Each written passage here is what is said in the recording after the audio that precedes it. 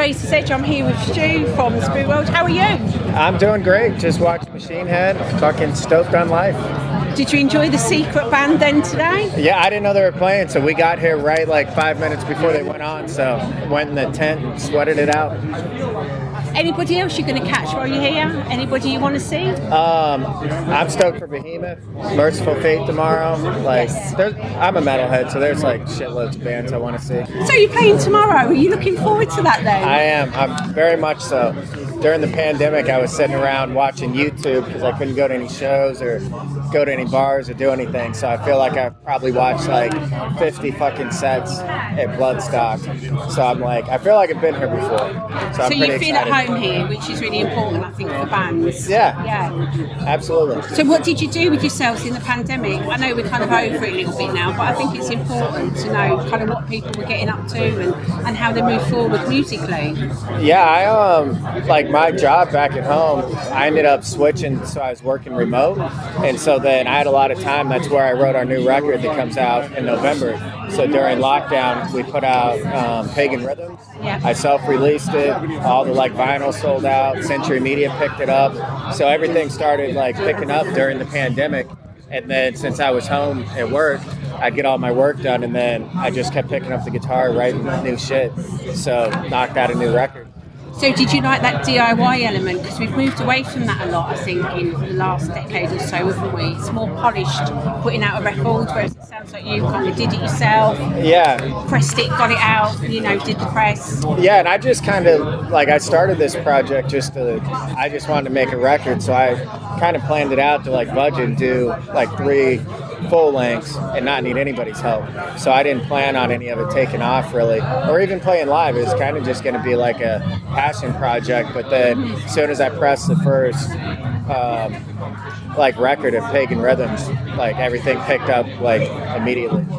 So would you look maybe to do more projects kind of that are different away from what you're doing now? Because it sounds like you quite like to be eclectic with stuff and do different things. Yeah, I do a lot of stuff. So I wrote a book of short stories that tie into the album, and the fiction I'm writing is all in the same world. It's all a big concept. So I did another self-release of a little collection of short stories that just got picked up by Rare Bird Lit out of LA and gets published this fall, and so I'm doing another novel. So between writing riffs and writing a book, I'll have a lot of stuff to do. And sounds touring, like you've got a lot to put out. Yeah, it's fun. I like to idle hands are the devil's plaything, so I try and be productive. I quit drinking. I'll be sober 5 years in January. Oh, well done. So I put a lot of that energy of into something else. Yeah, just into art. So and the whole concept thing, I think, is interesting to a lot of people. I think in the 80s and 90s, there were a lot of bands putting out concepts, and it kind of died away a bit, didn't it? So It's good to hear people trying to kind of do that thing again. Yeah, and I think I'm just a psycho. I could have just put these riffs out and been it's a cool thing that doesn't tie together, but I had to make it. It just got bigger and bigger until I have this massive fucking world I built. I don't know. So can we see new chapters to this world coming then? Yeah. The video that we just shot is also pulled from that. So it's a horror western, super gory, Sam Raimi meets a old Clint Eastwood spaghetti western. So I'm trying to take all those things and just take the film stuff, the fiction writing I like from western authors, and blend it all together in this big gory thrash metal world. Yeah. It sounds really good, actually, and I think a lot of people really like that. People always want something new, I think, and it's always good to see bands that are pushing the envelope a little bit, isn't it? And thinking, actually, I'm going to push you out your comfort zone as a fan as well. Yeah. For me, I love metal, punk rock, hardcore. So anytime I see a new band that's doing anything even remotely new, it always stands out. So I try to remember that and make sure that I just I love Slayer, I love Sick of It all these bands, but I don't want to sound like one of them. I want to take all the best pieces and find our own thing. Yeah. And that's important, I think, evolving, isn't it? Definitely, rather than keep staying the same. Yeah.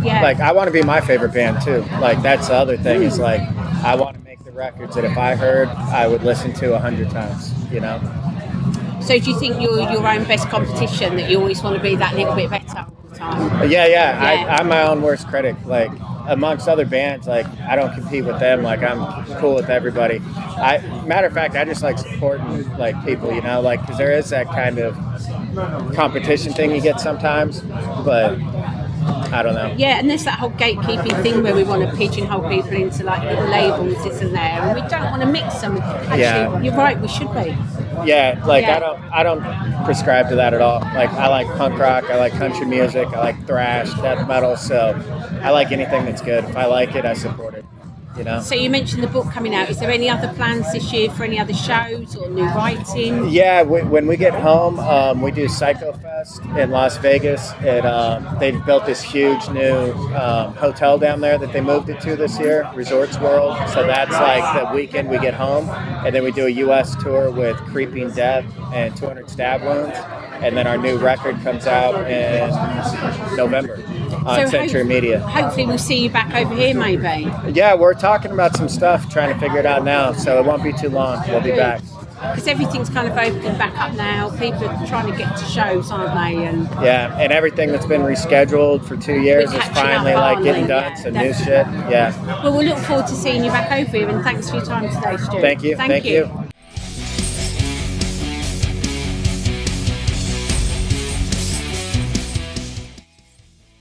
Thanks for listening. Make sure you keep up to date with future episodes by subscribing to our channels. For more information on this podcast, or for all the latest music news, reviews, interviews and more, head over to our website, www.therazorsedge.rocks.